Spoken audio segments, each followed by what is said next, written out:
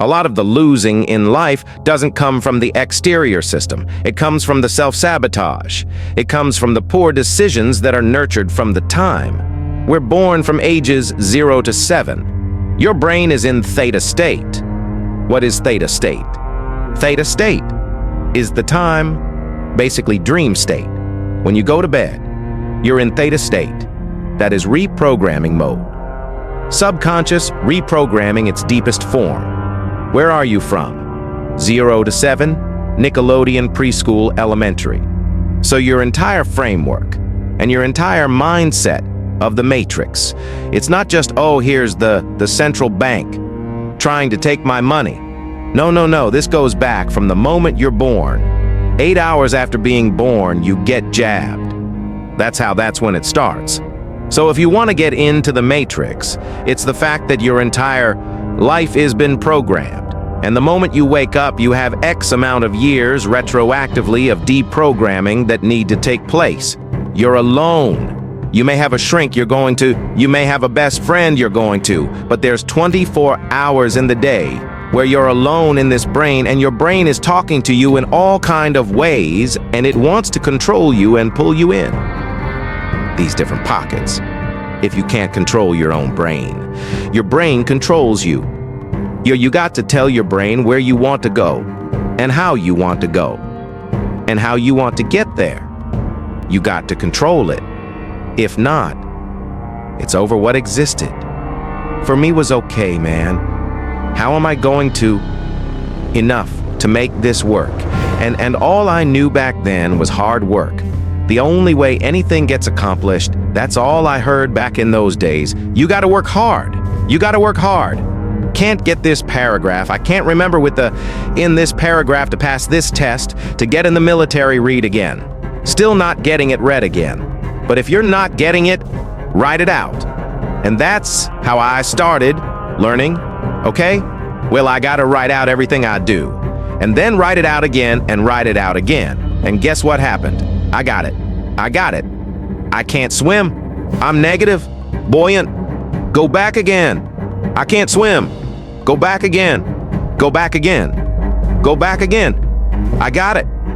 I realize if I keep going back and going back and going back until this just becomes your mind was safe. Okay, we're going to figure it out because it is not going to stop. It's not like I'm going to try one more time. No, it's just like alarm clock goes off. We're going back. I can't read, right? We're going back. I gave myself no way out in my mind. Realized that they said, okay, we're going to adapt and overcome. Now through our poultry stir and strife glows the wished ideal, and longing molds in clay what life carves in the marble, real low. We often hear people spoken of as idealists. The fact is, we are all idealists to a certain extent, and upon the ideals we picture depends our ultimate success. You must have the mental image. If you are to produce the material thing, everything is first created in the mind. When you control your thoughts, you become a creator. You receive divine ideas and shape them to your individual needs. All things of this world are to you just what you think.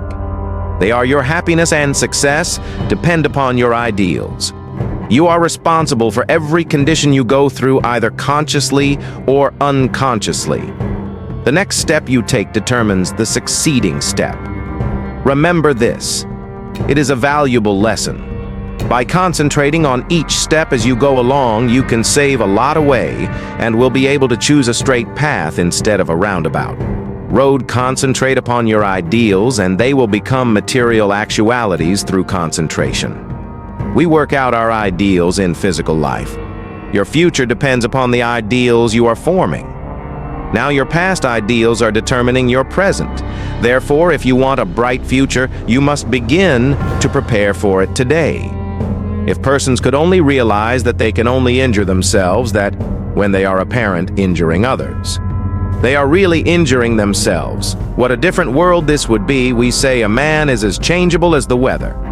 What is meant is his ideals change every time you change your ideal. You think differently. You become like a rudderless boat on an ocean.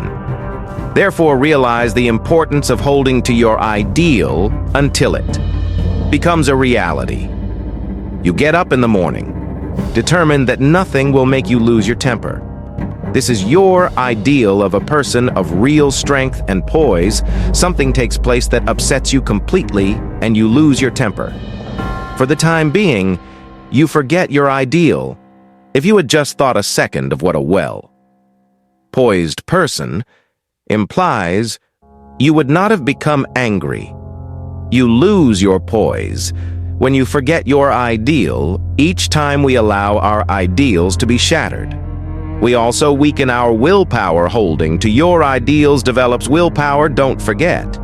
This why do so many men fail? Because they don't hold to their ideal until it becomes a mental habit. When they concentrate on it to the exclusion of all other things, it becomes a reality. I am that which I think myself to be. Ideals are reflected to us from the unseen spirit, the laws of matter. Spirit are not the same. One can be broken, but not the other. To the extent that ideals are kept, is your future assured. It was never intended that man should suffer. He has brought it upon himself by disobeying the laws of nature. He knows them, so cannot plead ignorance.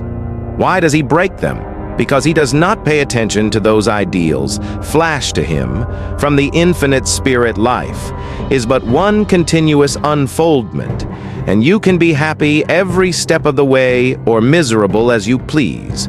It all depends upon how we entertain those silent whisperings that come from we know not where. We cannot hear them with mortal ear, but from the silence they come, as if they were dreams, not to you or me alone, but to everyone. In this way, the grandest thoughts come to us to use or abuse. So search not in treasured volumes for noble thoughts, but within, and bright and glowing vision will come to be realized now.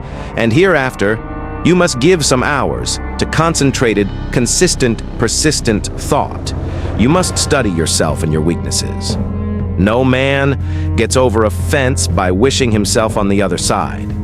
He must climb. No man gets out of the rut of dull, tiresome, monotonous life by merely wishing himself out of the rut.